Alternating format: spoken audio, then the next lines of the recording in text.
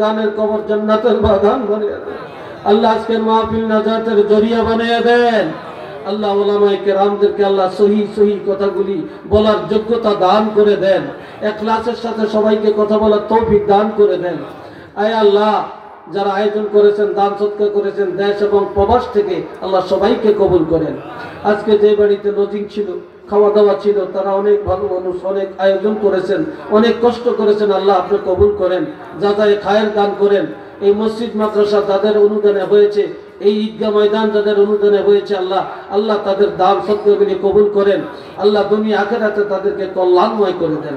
ওয়া সাল্লাল্লাহু তাআলা আলা খায়রি খালকিহি মুহাম্মাদ ওয়া আলা আলিহি ওয়া সাহাবিহি আজমাইন। আমিন আমিন برحمتك يا أرحم الراحمين. السلام عليكم ورحمة الله.